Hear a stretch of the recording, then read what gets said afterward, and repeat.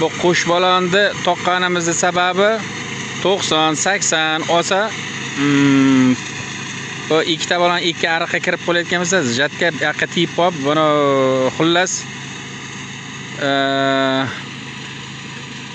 jatkan tak tiyib qolyapti. Shuning uchun qush balon bo'lsa, to'xtovsiz umuman bir tekis urib ketaveradi, umuman to'xtatmaydi.